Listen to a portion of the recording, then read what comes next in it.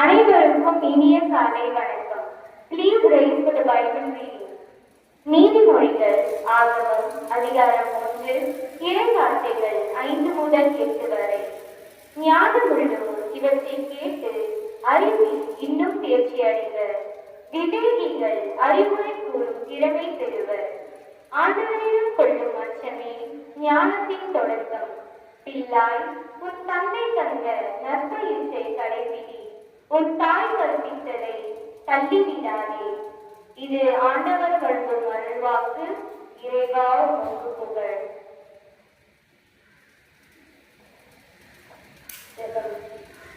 அன்பின் பரலோக தந்தையே, இந்த புதிய நாளை எங்களுக்கு கொடுத்ததற்காக உமக்கு நன்றி கூறுகின்றோம். இன்றைக்கு நடைபெற இருக்கும் பட்டிமன்றத்தை நீர் ஆசீர்வதித்து கூறப்படும் கருத்துக்களை மாணவர்கள் மனதில் ஏற்று நடக்கவும், இன்று எங்கள் பள்ளிக்கு சிறப்பு வருகை தந்திருக்கும் திருமதி கீதா அவர்களையும், என் பள்ளி தலைமை ஆசிரியர் தாராளர் அன்னை மற்றும் அரசு சகோதரிகளையும், ஆசிரியர்களையும் மற்றும் மாணவர்களையும் நீர் ஆசீர்வதிக்கும்படியாக வேண்டுகின்றோம். தொடர்ந்து முதல் இறுதி வரை நீர் வழிநடத்தும்படி ஜெபிக்கின்றோம். ஆமென். Let us say a Lord's Prayer together. Our Father, who art in heaven, hallowed be thy name. Thy kingdom come, thy will be done, on earth as it is in heaven. Give us this day our daily bread, and forgive us our trespasses, as we forgive those who trespass against us. And lead us not into temptation, but deliver us from all evil. Amen. In the name of the Father, and of the Son, and of the Holy Spirit. Amen. Please be seated.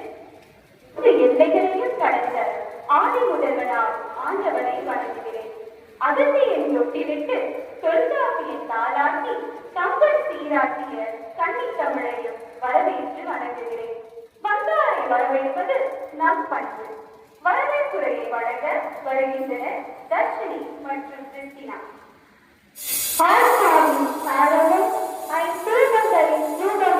இருக்கும் ஆண்டவரை வரவேற்று தென் தொலைவில் பிறகு முச்சங்கம் வளர்த்த இனிய தமிழ் மொழியையும் வரவேற்று வணங்குகின்றேன். முயற்சியில் அயற்சி காணாது நித்தம் நித்தம் சிகரம் தொடும் சிந்தனையுடன் தீரத்தை அகற்றில் நிகழ்த்தியதோடு இனிக்க பேச்சிடும் தனி பேச்சு நம்மை சிந்திக்க வைக்கும் அலைவீச்சு வழக்காடும் பட்டிமன்ற பேச்சு அது தமிழொன்றை சுவாசிக்கும் மூச்சு என கொண்ட நம் சிறப்பு விருந்தினர் முனைவர் கீதா அவர்களை மனமகிழ வாழ்த்தி வரவேற்கின்றேன்.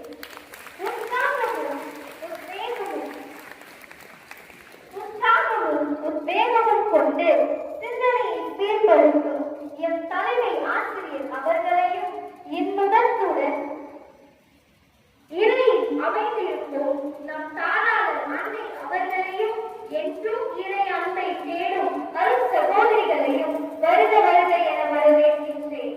பிரியா மூர்த்திகளாக நாள்தோறும் நற்கல்வியினை வழங்கும் ஆசிரியர்களையும் அயராது பணியாற்றும் அலுவலக பணியாளர்களையும் நித்தமும் திறப்பட உழைக்கும் எம் உடல் உழைப்பாளர்களையும் அறிவு தேடலில் ஆர்வமாய் அமர்ந்திருக்கும் மாணவர்களையும் வருக வருக உங்கள் கருத்துக்களை அள்ளி வருக என வரவேற்று அமைகின்றேன். இன்றைய அவசர உலகில் நமது கலாச்சாரம் மதிக்கப்படுகிறதா அல்லது மிதிக்கப்படுகிறதா என்று பட்டிமன்றத்திற்கு சரியான தீர்வினை வழங்க வந்திருக்கும் நம் சிறப்பு விருந்தினர் அவர்கள் மான்போர்ட் பள்ளியில் தனது பள்ளி படிப்பை முடித்து தான் படித்த பள்ளியிலே தனது ஆசிரியர் பணிக்கு அஸ்திவாரமிட்டவர். தனது கல்வி திறமையால் மேற்படிப்பில் பட்டங்கள் பல பெற்று மாநகராட்சி பள்ளியில் பணியாற்றியுள்ளார். கல்வி பணி மட்டுமன்றி 35 ஆண்டுகளுக்கும் மேலான அனுபவத்துடன் மாணவர்களை கல்வி கடலில் கவிஞர் நீதி முத்தெடுக்க செய்தவர். மாணவர்களின் வழிகாட்டியாகவும் பின்தங்கிய மாணவர்களையும் பள்ளியை விட்டு விலகிய மாணவர்களையும் இனம் கண்டு கல்வியை தொடர கலங்கரை விளக்கமாயிருந்தவர். சான்றோர் சூழ் சபை சிறந்த சீர்மிகு ஆசிரியர், பெண் சாதனையாளர், அறிவொளி ஆசான் உள்ளிட்ட 100 விருதுகளை பெற்ற வித்தகர். பள்ளி வசதிகளை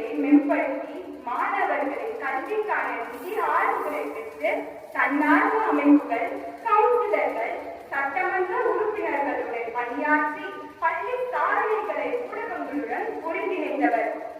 பெற்றோர் மாணவர்களுக்கு வழிகாட்டி விழிப்புணர்வை ஏற்படுத்தியவர்.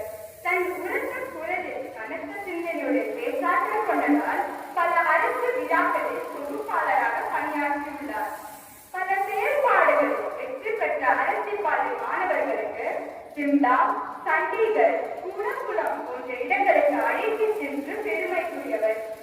இவ்வாறு பல துறையில் சிறப்பு பெற்ற நம் சிறப்பு விருந்தினர் அவர்களுக்கு நம் பள்ளியின் தாளாளர் அருட்சகோதரி ஜெயராணி அவர்கள் பொன்னாடை அணிவிக்கவும், நமது பள்ளியின் தலைமை ஆசிரியர் அருட்சகோதரி புஷ்பா அவர்கள் அன்பளிப்பு வழங்கி மகிழ்விக்குமாறு அன்போடு வரவேற்கிறேன்.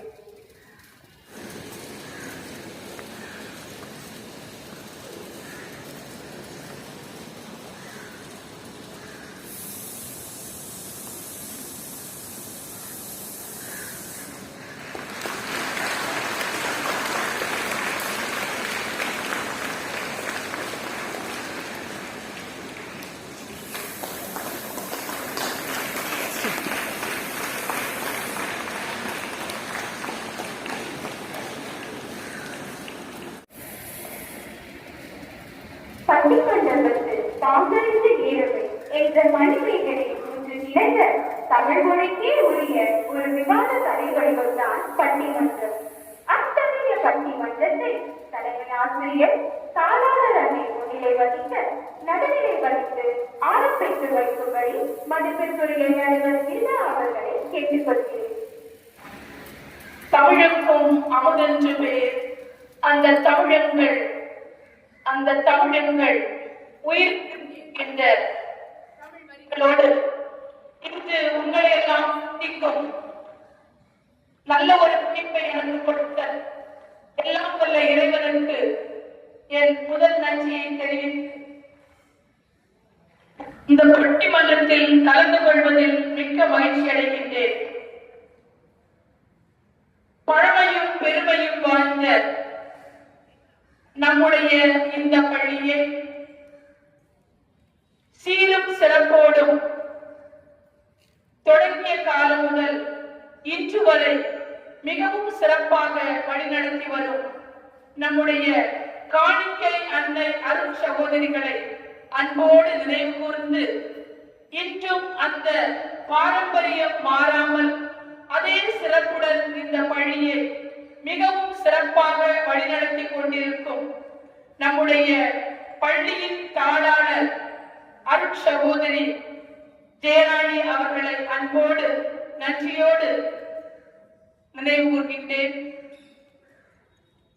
வாழ்த்துதலுக்கும் போற்றுதலுக்கும் உரிய நம்முடைய தாளாளர் அருட்சகோதரி அவர்கள் என்றும் ஒரு வெற்றியின் வீரனாக, வெற்றியின் மகளாக, நம்பிக்கையின் மகளாக இருந்து பல்வேறு பொறுப்புகளில் தலைமை ஆசிரியராக பல்வேறு நாற்காலிகளை அலங்கரித்து இன்று இந்த பள்ளியின் தாளாளர் அருட்சகோதரியாக சிறப்பாக இன்றும் வழிநடத்தி கொண்டிருக்கின்றார்கள்.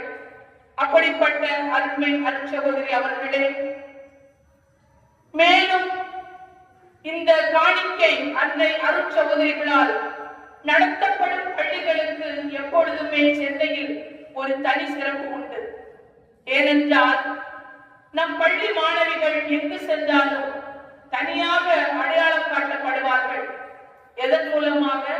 அவர்களுடைய டிசிப்ளின். உங்களுடைய அடையாளம் டிசிப்ளின், ஒழுக்கம், அடுத்ததாக கல்வி, அந்த புனிதத்துவம், இவற்றின் வழியாக உங்களை ஒரு சிறந்த மாணவிகளாக, ஒழுக்கத்தில் கல்வியில் சிறந்த மாணவிகளாக அடையாளம் காட்டிக் கொண்டிருக்கும் நம்முடைய பெருமதிப்பிற்கும் மரியாதைக்கும் உரிய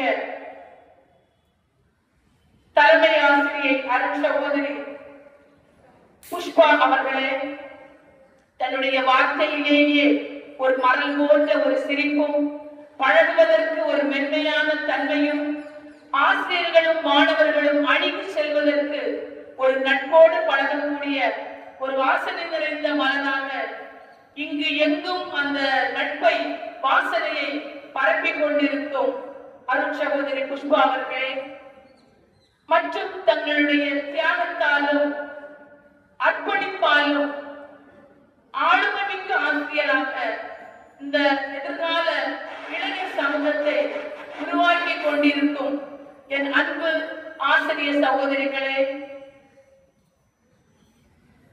வருங்கால நாட்டில் தூண்களாக, நம்பிக்கை நட்சத்திரங்களாக, சிறர்கள் இல்லாத தேவதைகளாக இங்கே அமர்ந்திருக்கும் என் அன்பு குழந்தைகளே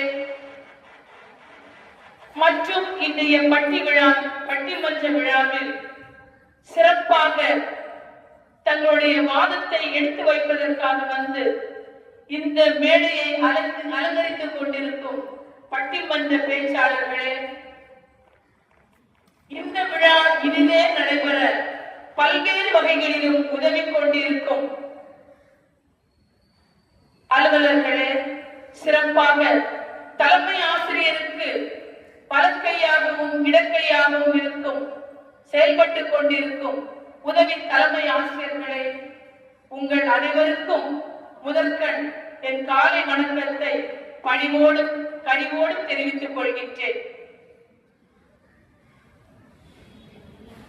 இன்றைய கால சூழலில் பட்டிமன்றம் என்பது ஒரு பரிமாண வளர்ச்சி பெற்றது. இந்த பரிமாண வளர்ச்சி பெற்ற பட்டிமன்றத்தை எல்லாம் நாம் வீட்டில் அமர்ந்து கொண்டு தொலைக்காட்சிகளில் பார்த்துக் கொண்டிருந்தோம். அப்படிப்பட்ட ஒரு காலகட்டத்தில் இன்று நம்முடைய பள்ளியானது இந்த பட்டிமன்றத்தை ஒரு நேரலையாக உங்களுக்கு இதோ நடத்தி கொண்டிருக்கின்றார்கள். எனவே இந்த அருமையான பட்டிமன்றத்தை ஒரு அருமையான தலைப்போடு இங்கு நடத்துவதற்கு உறுதுணையாக இருந்த நம்முடைய தமிழ்துறை சார்ந்த ஆசிரியர் பெருமக்களுக்கு ஒரு பலத்த கரவொலி எழுப்பி அவர்களுக்கு நம்முடைய வாழ்த்துக்களையும் பாராட்டுகளையும் தெரிவித்துக் கொள்வோம். ஏனென்றால் இந்த தலைப்பு இன்றைய காலத்திற்கு மிகவும் பொருத்தமான ஒரு வேண்டிய தலைப்பு. ஏனென்றால் நம்முடைய கலாச்சாரம் எப்படி இருக்கின்றது, எப்படி இருக்க வேண்டும் என்று நம்மை சிந்திக்க அழைக்கின்ற ஒரு அருமையான தலைப்பு. அதுவும் இந்த வெப்பேரியில் உள்ள இந்த பள்ளியில் நடத்தப்படுகிறது என்றால் பள்ளிக்கும் இந்த இடத்திற்கும் இது பொருத்தமான தலைப்பு. ஏனென்றால் இந்த பள்ளி நம்முடைய பிரிட்டிஷ் காலத்தில் தொடங்கப்பட்ட ஒரு பள்ளி. சுமார் 1885ஆம் ஆண்டு 18ஆம் நூற்றாண்டில் கட்டப்பட்ட ஒரு பள்ளி. கடந்த 138 ஆண்டுகளாக இந்த வெப்பேரி பகுதியில் தொடங்கப்பட்ட இந்த பள்ளியானது பல மாணவர்களை, பல அதிகாரிகளை, பல IAS ஆபீசர்களை, பல உயர் அதிகாரிகளை, அறிஞர்களை, மருத்துவர்களை எல்லாம் உருவாக்கிய ஒரு அருமையான பள்ளி. அந்த பள்ளியில் நீங்கள் படிப்பதற்கு கொடுத்து வைத்தவர்கள் என்பதை நான் இங்கு பதிவு செய்து கொள்ள விரும்புகின்றேன். ஒரு நல்ல கைத்தட்டி கொடுக்கலாம். உங்களுக்கு தானே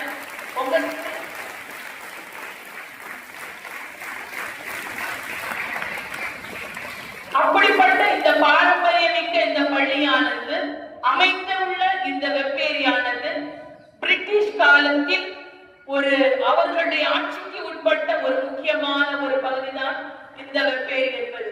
அவர்களுடைய காலத்தில் தான் இங்கே பல ஆலயங்கள், அது சென்ட் மத்தியாசா இருக்கலாம், சென்ட் பால்சாக இருக்கலாம், இது போன்ற புகழ்வாய்ந்த பழனம் வாய்ந்த ஆலயங்களும் பல பள்ளிகள்.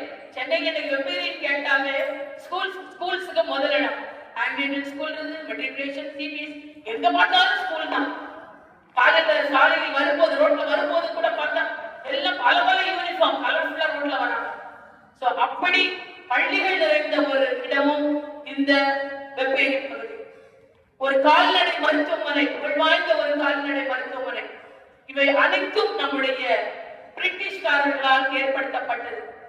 அதுபோன்று இந்த பகுதியினுடைய சிறப்பு இன்னொன்று சொல்ல வேண்டுமானால், நம்முடைய அச்சு எந்திரத்தை கூட்டல்பர்க் அவர்கள் கண்டுபிடித்த போது முதலாக அந்த அச்சுப்பொறியானது தரங்கம்பாடியில் வைத்து முதலில் அது அச்சிடப்பட்ட புத்தகம் தமிழ் புத்தகம் தான், தமிழில் தான் அச்சிட்டார்கள்.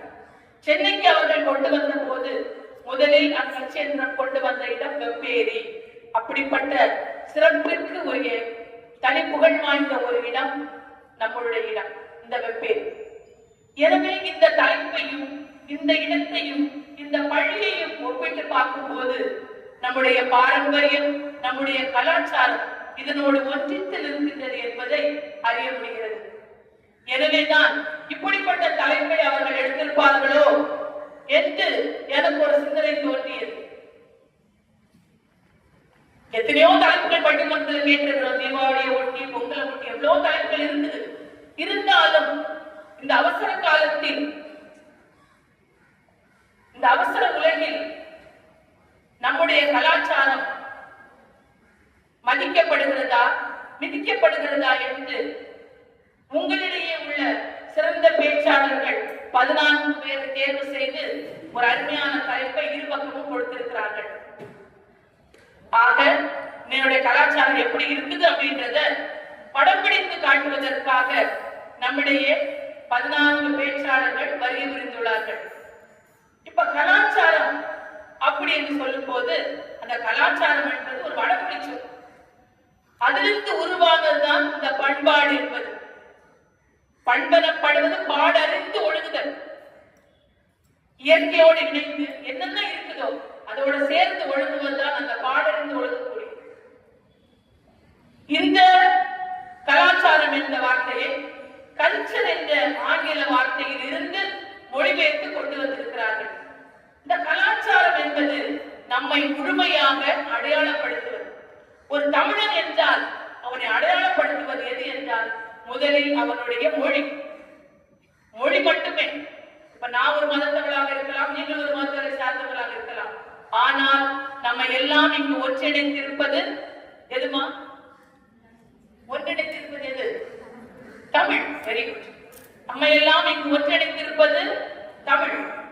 இன்று இந்த பட்டிமன்றின் முடிவரைக்கும் உங்களுடைய காதுகளில் ஒலிக்க போவது தமிழ் மட்டுமே. எத்தனையோ பள்ளிகள் இன்று எங்கள் பள்ளி அதிகமான மார்க் எடுத்துச்சு அப்படின்னு ஒரு விளம்பர பலகைகளை பள்ளியின் முகப்பிலே வைத்துக் கொண்டு மாணவர்களை சேர்த்துக் கொண்டிருக்கக்கூடிய இந்த காலகட்டத்தில் படிப்பு ஒரு பக்கம், மாணவர்களுடைய திறமைகளை வளர்க்க வேண்டும்.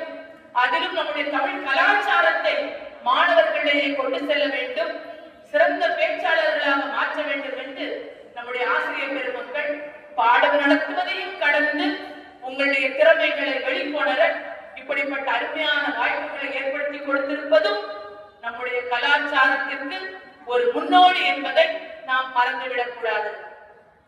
இந்த கலாச்சாரம் என்பது நம்முடைய மொழி, நம்முடைய உணவு முறை, நம்முடைய பழக்க வழக்கங்கள், நம்ம கொடுக்கக்கூடிய ஆடை மற்றுமாக நம்முடைய கலைகள், அது கட்டடக்கலையாக இருக்கலாம், சிற்பக்கலையாக இருக்கலாம், ஓவியக்கலையாக இருக்கலாம், ஆயக்கலைகள் 64ஆகவும் இருக்கலாம். அப்படிப்பட்ட கலைகள், தற்காப்பு கலைகள், யோகா, திருமணங்கள், சடங்குகள், வழிபாட்டு முறைகள் என்று மொத்தமாக ஒரு பட்டியல் நீண்டு கொண்டே செல்கின்றது. இத்தனையும் நம்முடைய கலாச்சாரங்களை வெளிக்கொணர்கின்றன. இன்று நம்மை அடையாளப்படுத்தக்கூடிய கலாச்சாரம் அதுதான். இன்னைக்கு 2 தெலுங்கு மொழி பேசுறவங்க கலந்துக்கிட்டாங்க, என்ன பேசுவாங்க? தெலுங்கு பேசுவாங்க. 2 மலையாள மக்கள் கலந்துக்கிட்டாங்க, மலையாளம் பேசுவாங்க. 2 ஆங்கிலேயர்கள் கலந்துக்கிட்டா ஆங்கிலம் பேசுவாங்க. ஆனா 2 தமிழர்கள் சேர்ந்து என்ன பேசுவாங்க தெரியுமா? யாரா சொல்றீங்களா? 2 தமிழர்கள் பேசினா என்ன மொழியில பேசுவாங்க? என்ன பேசுவாங்க? பிரெஞ்சுல பேசுவாங்க. பிரெஞ்சா? எதுல பேசுவாங்க? தமிழ்ல தான் பேசுவாங்க. இங்கிலீஷ்ல. Very good. 2 தமிழர்கள் சேர்ந்தா என்ன பேசுவாங்க? நீங்க 2 பேர் சேர்ந்தா என்ன பேசுவீங்க? பஸ் ஸ்டாண்ட்ல பார்த்தா இங்கிலீஷ்ல தான் பேசுவோம். அதான் நம்ம தமிழர்கள். அவங்க மொழியில அவங்க பேசுவாங்க. ஆனா நம்ம என்ன செய்வோம்? வேற மொழியை தான் நம்ம தாய்மொழியாக்கிக் கொள்வோம். இதுதான் நம்மளுடைய கல்ச்சர். அப்படிதான் இருக்குது.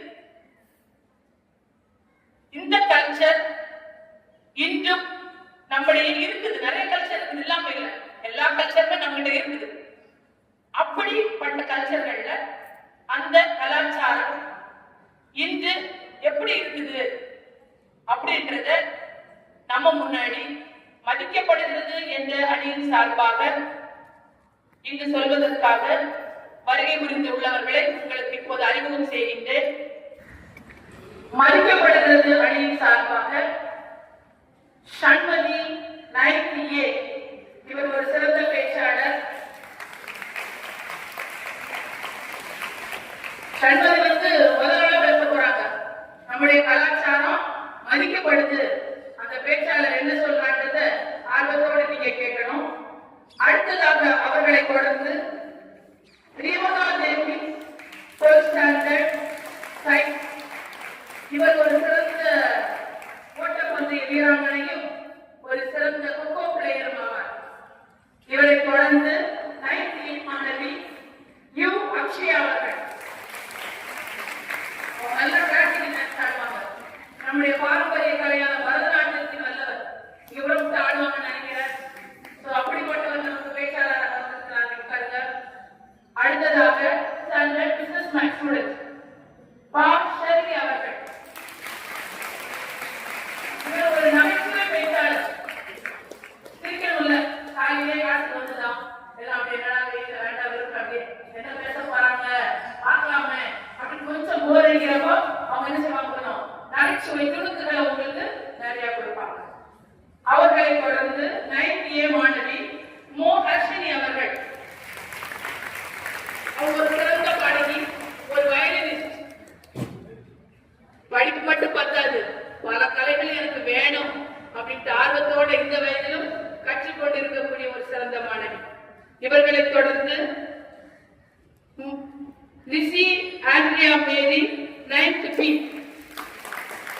அவங்களும் ஓவியக்கலை, நம்முடைய கலாச்சாரத்துல ஓவிய கலையை தன்னுடைய கலையாக கொண்ட மாணவி அன்போடு வரவேற்கிறோம். இவர்களை தொடர்ந்து ஒரு அத்லட், கொக்கோ பிளேயராக இருக்கக்கூடிய நம்முடைய மாணவி 12th standard சயின்ஸ் ஜூ ஆண்டன் கிருஷ்ணா. எனக்கு கடைசியில பேச விடுறீங்களா? ஆனால் நான் விட மாட்டேன், எப்படி மிதிச்சு தள்ள போறோம் பாருங்க அப்படின்ட்டு மதிக்கிற அணியில் வந்திருக்கிறார்கள். எனக்கு அடுத்ததாக எங்கெங்க மதிக்கிறாங்க பார்த்தா தெரியல. கலாச்சாரம் இப்பதான் இங்கிலீஷ் பேசுறாங்க. நீங்க சாப்பிடலான்னு பார்த்தா எதையோ வாங்கிட்டு வந்து சாப்பிடுறாங்க. இன்னைக்கு கஞ்சும் சாதமா சாப்பிட்டு இருக்கிறாங்க. அதை கூட இதை புரிஞ்சுக்கி ஆர்டர் போடல. எங்கம்மா கலாச்சாரம் இருக்குது இல்லையே. பல இடங்களில் நாங்க மிதிச்சுட்டு தான் இருக்கணும். எங்கெங்கெல்லாம் நாங்க மிதிச்சுட்டு இருக்கிறோம் பாருங்க அப்படின்னு உங்களுக்கு அது அழகா வெளிச்சமா படம்பிடித்து காட்டுவதற்காக நம்மளுக்கு 7 பேச்சாளர்கள், சிறந்த பேச்சாளர்கள் சூரிய வெளிச்சத்தை உட்கார்ந்துருந்தாங்க பாருங்க. அப்படி தெரிஞ்ச போது பேச்சு 7 பேச்சாளர்கள் 12th standard பிசினஸ் மேக்ஸ். ஒரு ஆர்டிஸ்ட், சிறந்த பேச்சாளர், ஓவியருமான தனவி தேவி அவர்கள். அடுத்ததாக 9th B மாணவி ஸ்பீக்கர், சிறந்த பேச்சாளர் ஷாஷியா தமன்னா. அவர்களை தொடர்ந்து டெலிகேட் பிளேயர் 9th A மாணவி லோகன் ஜனனி அவர்களை உங்கள் சார்பாக 12th standard பிசினஸ் மேக்ஸ். இவர் ஒரு சிறந்த எழுத்தாளர். இசை நாடகம் இருக்கு இல்லையா, அதுல ஒருத்தர் தான் இவங்க. மதுமிதா அவர்களை உங்கள் சார்பாக வரவேற்கிறேன். இவர்களை தொடர்ந்து தமிழ்ல 3 இருக்குது இல்லையா, இசை நாடகம். அந்த இசைக்கும் நான் சிறந்தவள் என்பதை ஒரு சிறந்த பாடகியாக 12th standard சயின்ஸ் மாணவி ரோசாலியா பிரிஷியா அவர்கள். இவர்களை தொடர்ந்து 12th standard சயின்ஸ் செக்ஷன். இவங்க ஒரு அத்லட், ஒரு நடனம், இயலிசை நாடகம் முன்வைக்க தான் இருக்கு மேடையில. இவங்க ஒரு சிறந்த நடன மாணவி கோ மித்யா அவர்கள். மித்திலா. அடுத்ததாக இவங்களும் கடைசியா எல்லாரும் பேச்ச கேட்டுட்டீங்கல்ல, நான் கொஞ்சம் நகைச்சுவை உங்ககிட்ட பேசுறேன் அப்படி என்று கேரல் கபூர்